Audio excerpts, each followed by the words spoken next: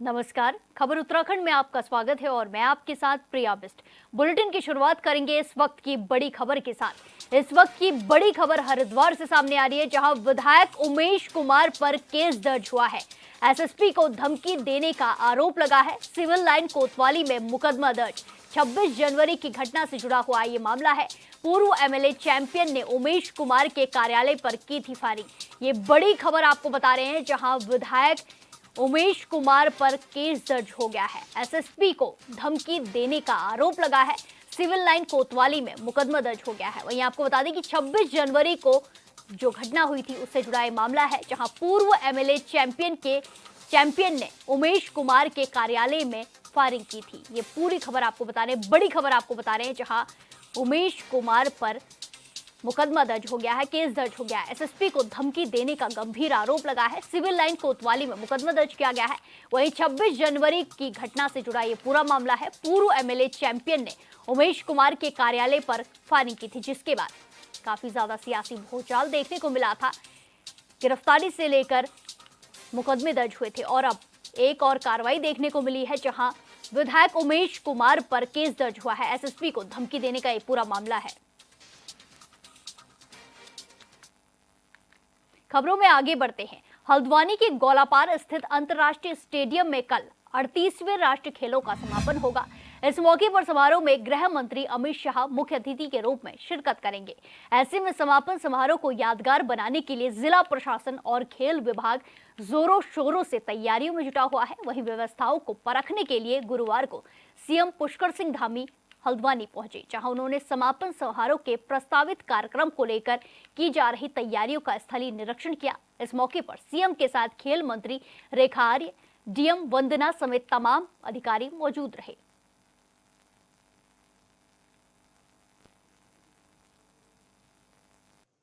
समापन समारोह की बहुत अच्छे तरीके से यहाँ पर की जा रही है और बड़ा बहुत ही उत्साहपूर्ण एक माहौल है और पूरे राज्य के अंदर ये 38वें राष्ट्रीय खेल आदरणीय प्रधानमंत्री नरेंद्र मोदी जी के शुभ हाथों से शुभारंभ हुए उसका, और उस दिन से लेकर 11 स्थानों पर ये प्रतियोगिताएं हमारी आयोजित की गई।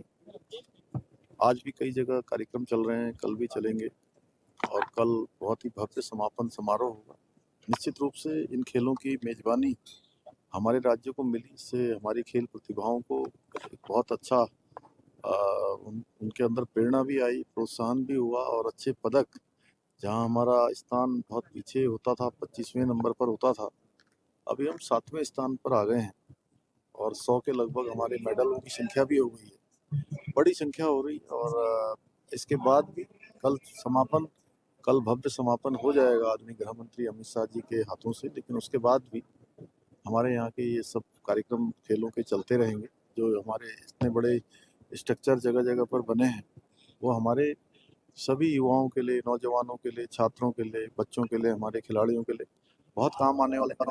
38वें राष्ट्रीय खेलों का जो है कल को यहाँ पर विधिवत समापन किया जाएगा और जिसमें हमारे राष्ट्र के होम मिनिस्टर सम्मानित श्री अमित शाह जी हमारे यहाँ पर कल को मुख्य अतिथि के रूप में हमारे बीच में होंगे। उनका आशीर्वाद और सानिध्य भी कल सब खिलाड़ियों को यहाँ पर मिलने वाला है और ये ठीक 5 बजे कार्यक्रम यहाँ पर शुरू हो जाएगा और 1 घंटे का कार्यक्रम।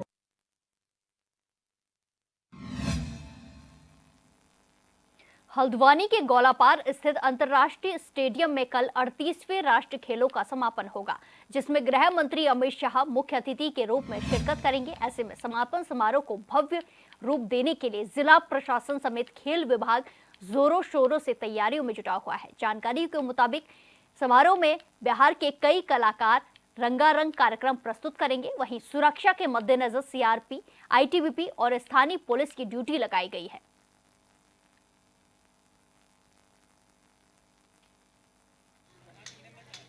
देखिए, जब 38 नेशनल गेम का जब आयोजन हो रहा था तो पहले ये कहते थे कि कैसे कर लेंगे, और जब आज कर लिया गया है, आप लोगों की कृपा से, आप लोगों के सहयोग से ऐतिहासिक आयोजन हुआ है। और ऐतिहासिक आयोजन तो मैं तो कहूँगी कि उससे बड़ी चीज़ हो गई है कि हम लोग, हमारे एथलीट जिनको कैम्प मिला, जिसको माननीय मुख्यमंत्री जी की तरफ से कई प्रकार से मोटिवेशनल ऐसे निर्णय हुए, उसका फ़ायदा ये हुआ कि आज हमारे एथलीट जो है आयोजन से भी बड़ा काम उन्होंने किया है। वो काम है कि हमारे प्रदेश को जो है राष्ट्रीय खेलों के फलक पे जो है 20 मेडल के साथ में खड़ा कर रखा, और आने वाले 2 दिनों में भी हम समझते हैं कि और हम गोल्ड मेडल जो है हम लेकर आएंगे। और हम 7वें स्थान पर हैं, जो हम गोवा में 25वें स्थान पर हुआ करते थे मात्र 3 गोल्ड के साथ में, आज हम 20 गोल्ड के साथ में 7वें स्थान पर। निश्चित रूप से अद्भुत अनुभूति है। तो मुझे लगता है कि जब वो राष्ट्रीय फलक पर इन निर्णयों के साथ में वो इतना मोटिवेट हो सकते हैं, तो मुझे ये पूरी उम्मीद है कि यही एक प्रथम पायदान है, और इसके बाद में उनके लिए अंतर्राष्ट्रीय मैच के आने वाले 2036 में ओलंपिक होने जा रहे हैं, और जिसके लिए पूरा भारत और माननीय प्रधानमंत्री मोदी जी प्रयासरत हैं। तो मैं समझती हूँ कि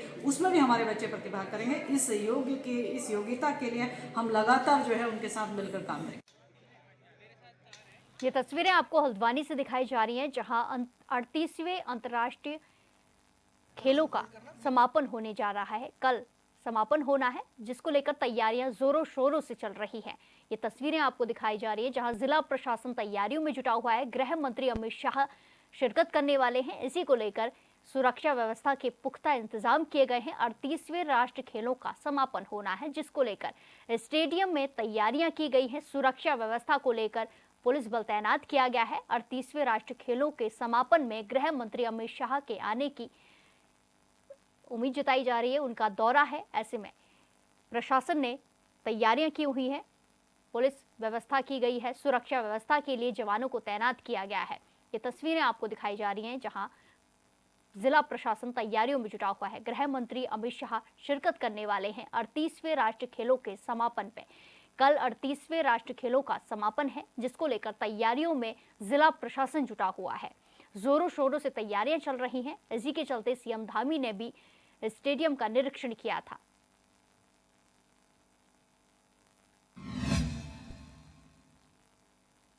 प्रधानमंत्री नरेंद्र मोदी 27 फरवरी को उत्तराखंड के हर्षिल मुखवा क्षेत्र के दौरे पर आ सकते हैं, जिसे देखते हुए शासन प्रशासन ने अपनी तैयारियां शुरू कर दी है। दरअसल उत्तराखंड में इन दिनों शीतकालीन यात्रा चल रही है, जिसको देखते हुए मुख्यमंत्री पुष्कर सिंह धामी और 4 धाम के तीर्थ पुरोहितों ने प्रधानमंत्री नरेंद्र मोदी को शीतकालीन यात्रा पर आने का निमंत्रण दिया था। माना जा रहा है कि प्रधानमंत्री नरेंद्र मोदी 27 फरवरी को उत्तरकाशी जिले में स्थित गंगोत्री धाम के शीतकालीन प्रवास स्थल मुखवा पहुंच सकते हैं। साथ ही हर्षिल या फिर बगोरी में रात्रि विश्राम कर सकते हैं। वहीं प्रधानमंत्री के दौरे को लेकर कांग्रेस ने सवाल खड़े किए हैं। कांग्रेस प्रवक्ता प्रतिमा सिंह का कहना है कि प्रधानमंत्री सिर्फ उत्तराखंड का दौरा करते हैं, उन्हें यहाँ की जनता से कोई लगाव नहीं है। ना तो प्रधानमंत्री ने बजट सत्र में उत्तराखंड के लिए कुछ विशेष व्यवस्था की है। साथ ही उन्होंने कहा कि ग्रीन बोनस के नाम पर भी पर्यावरणविद को ठगा जा रहा है।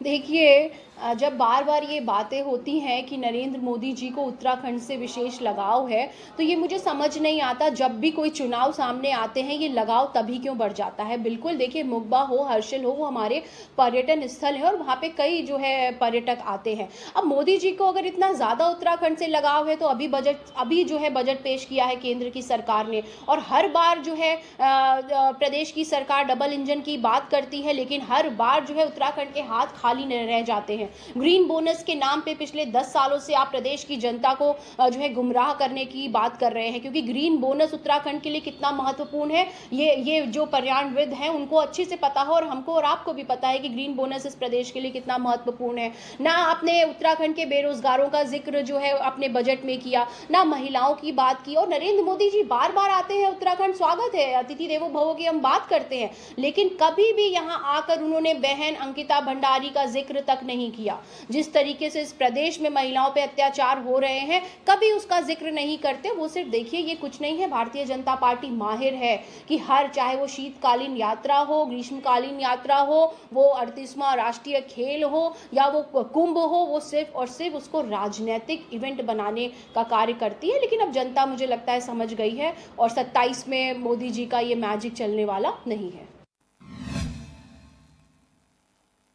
उत्तराखंड में स्मार्ट मीटर लगाने को लेकर कांग्रेस ने सरकार पर हमला बोला है। कांग्रेस प्रदेश उपाध्यक्ष सूर्यकांत धस्माना ने पत्रकारों से रूबरू होते हुए सरकार के इस फैसले को प्रदेश का विद्युत उत्पादन और वितरण भविष्य में अडानी को सौंपने की शुरुआत का पहला कदम बताया है। उन्होंने कहा कि प्रदेश सरकार और सत्ताधारी दल के प्रवक्ता जिस तरह स्मार्ट मीटर के फायदे गिनवा रहे हैं वो बिल्कुल वैसे ही हैं जैसे 5 साल पहले देहरादून को स्मार्ट सिटी बनाने के फायदे गिनवाए गए थे। उन्होंने कहा कि हजारों करोड़ रुपए खर्च करने के बाद भी अभी तक स्मार्ट सिटी का काम पूरा नहीं हुआ है। ऐसे ही स्मार्ट मीटर लगाने के बाद भी बिजली उपभोक्ताओं को कुछ फायदा नहीं होने वाला है।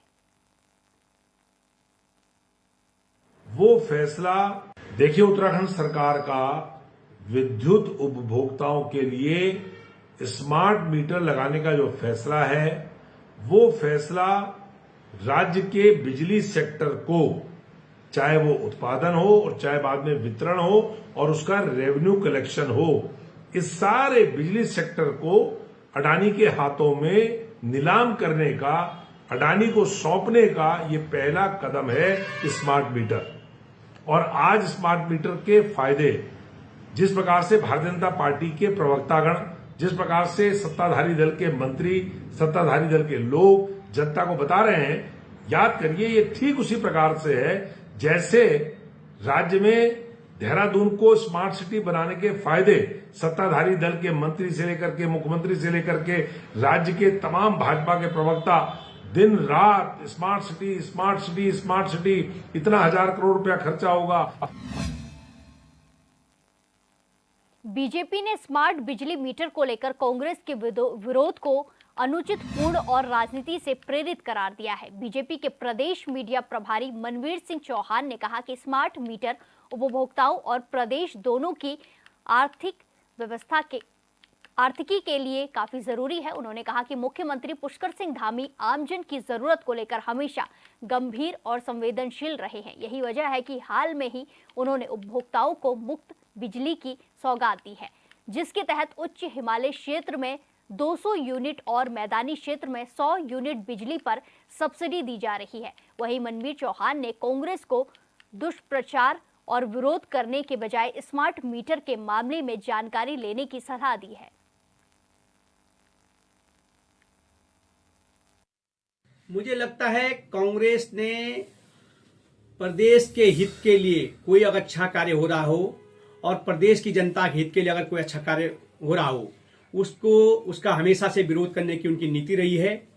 और प्रदेश के अंदर जो बिजली के स्मार्ट मीटर लगाए जा रहे हैं वो प्रदेश की जनता के हित के लिए है, प्रदेश सरकार के हित के लिए है।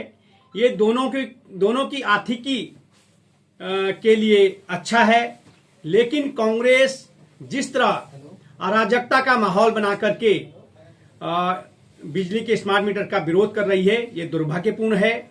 और जहां जहां कांग्रेस शासित राज्य हैं वहां पर भी बिजली के स्मार्ट मीटर लगाए गए हैं, वहां पर कांग्रेस पार्टी कोई विरोध नहीं करती है।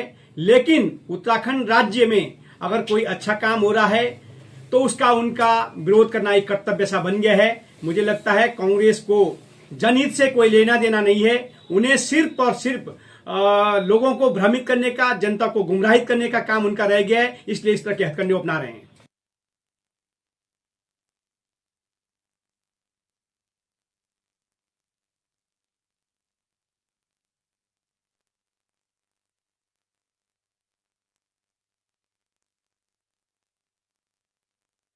ये तस्वीरें आपको देहरादून से दिखाई जा रही है जहां स्मार्ट मीटर को लेकर राजनीति शुरू हो गई है। एक तरफ बीजेपी ने स्मार्ट मीटर लगाने की कवायद शुरू करी है तो दूसरी तरफ कांग्रेस इस पर सवाल उठा रही है। कांग्रेस का कहना है कि ये स्मार्ट मीटर लोगों को ठगने का एक जरिया है, लेकिन इसी पर पलटवार करते हुए बीजेपी ने भी कांग्रेस को सलाह दी है कि स्मार्ट मीटर के बारे में जानकारी ले ले, दुष्प्रचार करने के बजाय जानकारी हासिल करे।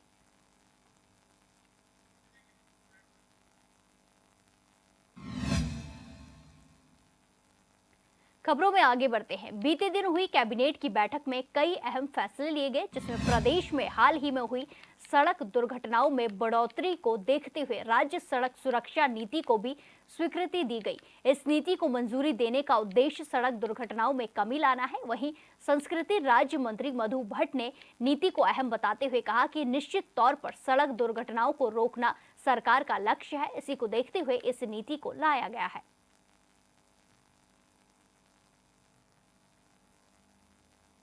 कि बिल्कुल निश्चित रूप से जिस प्रकार से कि माननीय मुख्यमंत्री जी ने बहुत ही गंभीरता के साथ समय समय पर हमने ट्रैफिक नियमों के पालन हेतु अनेक जो हमारे जो ट्रैफिक दल हैं वो बनाए हैं और कहा है स्पीड को कृपया स्पीड जो ब्रेकर भी हैं और साथ में हमने ये भी कहा है कि जो एक जांच भी की जाती है कि उस तय सीमा से अधिक आपकी जो गाड़ी जो चलती है वो नहीं चलनी चाहिए, लेकिन कहीं ना कहीं इस प्रकार से जो अनियमितता होती है उसके दुष्परिणाम हमको देखने में आते हैं। खास तौर से युवा शक्ति जो है युवा जो हैं उनके माध्यम से ये जिस प्रकार से दुर्घटनाएं जो आ रही हैं और बहुत ही दुखद है सच में। बहुत इसको देखकर बहुत ही गंभीरता के साथ अब इनके ट्रैफिक नियमों का पालन किया जाएगा। उसके लिए कठोर जो नियम है वो नियम बनाए गए हैं, उन यातायात के नियमों का पालन करना होगा।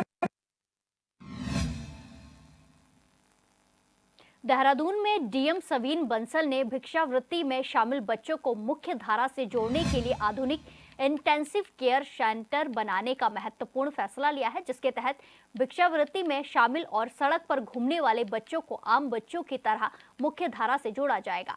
डीएम की पहल सफल होने के बाद अब बच्चे खुद ही ज्ञान प्राप्त करने के लिए इंटेंसिव केयर सेंटर में पहुंचने लगे हैं।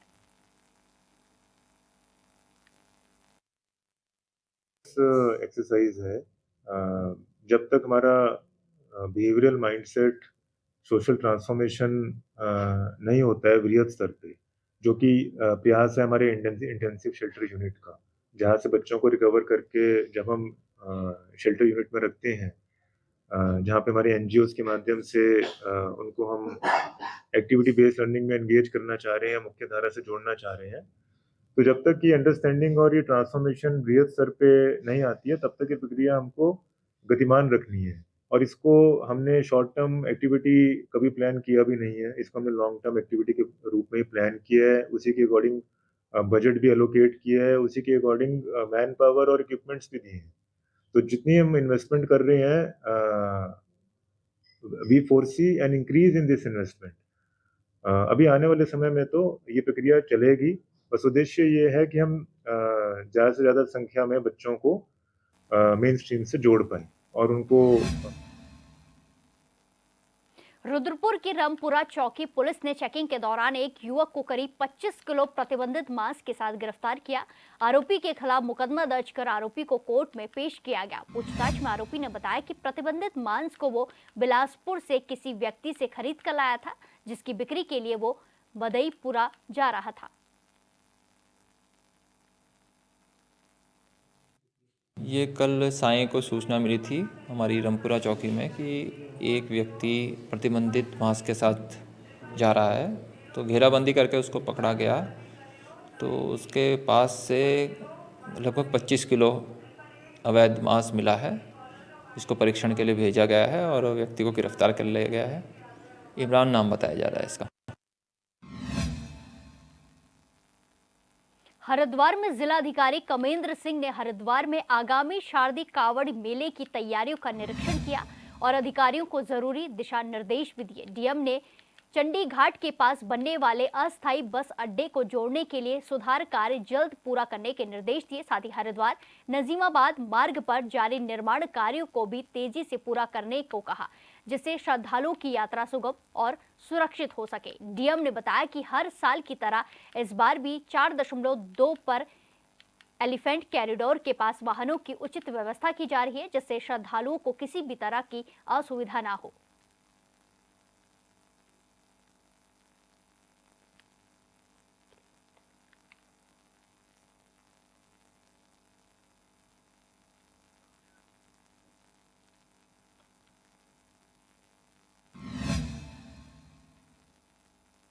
चंपावत में योग अनुदेशिका सोनिया आर्या ने सभी साधकों को साथ लेकर सड़क में उल्टा चलकर योग का प्रचार किया। इस दौरान उन्होंने लोगों को उल्टा चलने के लाभ की जानकारी दी।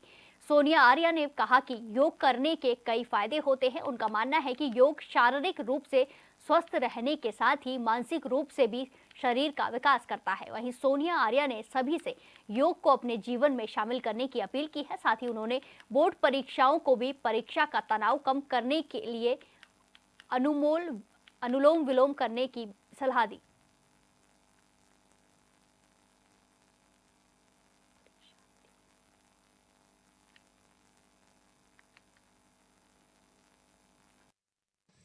आयुष्मान आरोग्य मंदिर लोहाघाट से मैं सोनिया आर्या, योग अनुदेशिका। आज हम योग का प्रचार प्रसार के लिए रोड पर निकले हैं। तो रोड पर ही आज हम एक छोटा सा अभ्यास कर रहे हैं। चलते चलते आज हम उल्टा चलेंगे।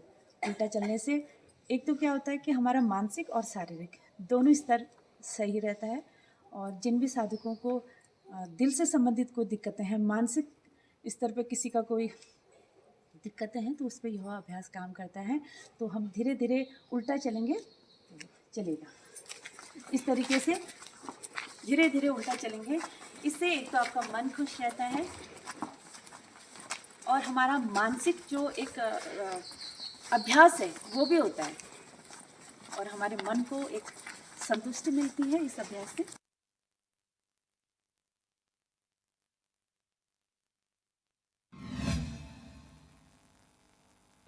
शासन के दिशा निर्देश पर डोईवाला विधानसभा के पहाड़ी क्षेत्र थानों पर वन रेंज में वन अग्नि को रोकने के लिए बड़े स्तर पर मॉक ड्रिल का आयोजन हुआ, जिसमें तमाम संबंधित विभागों ने हिस्सा लेकर वनाग्नि पर नियंत्रण पाने का अभ्यास किया। वहीं आपदा कंट्रोल रूम में कॉल प्राप्त हुई कि थानों डिवीजन में आग लगी हुई है, जिसके बाद आनन फानन में संबंधित रेंज अधिकारियों से समन्वय स्थापित कर तुरंत प्रभावी टीमों को रवाना किया गया। पूरे प्रकरण पर डीएम, एसएसपी, आला अधिकारी के साथ कंट्रोल रूम से प्रत्येक स्थिति पर बारीकी से नजर बनाए रखे हुए थे।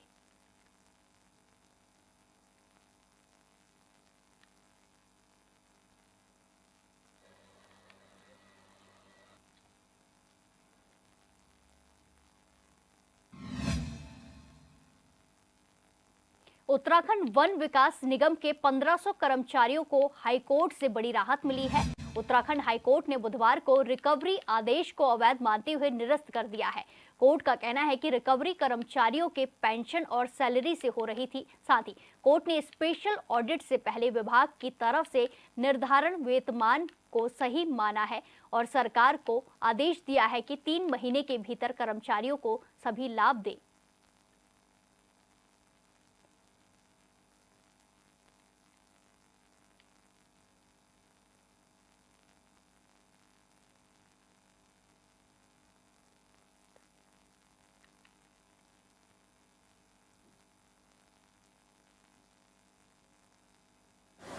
इलाहाबाद हाई कोर्ट के आदेश के अनुपालन में 19 सितंबर 1991 से सारे सेवा लाभ दिए गए थे, जिसको एक ऑडिट रिपोर्ट के आधार पर फरवरी 2019 में वापस ले लिया था। इस मामले में बहुत सारी रिट याचिकाएँ माननीय न्यायालय के सामने आई थी। याचिकाओं का कथन था कि उनको जो भी सेवा लाभ दिए हैं, जिसमें उनको एसीपी का लाभ, समयमान वेतनमान का लाभ दिया गया था, वो माननीय न्यायालय के आदेश के अनुपालन में दिया गया था, जो माननीय सर्वोच्च न्यायालय तक जो अफर्म हो चुका था। राज्य सरकार की ओर से कहा गया था कि क्योंकि कर्मचारियों का विनियमितीकरण 2002 में हुआ, तो इसलिए इनको कोई भी सेवा लाभ 91 से नहीं दिए जा सकते हैं। इस मामले में बहुत लंबी सुनवाई के बाद आज फैसला आया है। माननीय न्यायालय ने अपना फैसला सुनाते हुए जितने भी जो ऑडिट रिपोर्ट है, उसके बाद जितने भी शासनादेश हुए और आदेश हुए, उन सबको निरस्त कर दिया है। साथ ही निर्देशित किया है शासन को और निगम को कि सारे कर्मचारियों को आप जो ग्रेड पे आपने दे दिया था, पूर्व में दिया गया था, वो आप सारा उनको ग्रेड पे दें, उनको सारे सेवा लाभ दें और उनको इस बीच जो सेवा में उनको कम सैलरी मिली है उसका पूरा एरियर दें।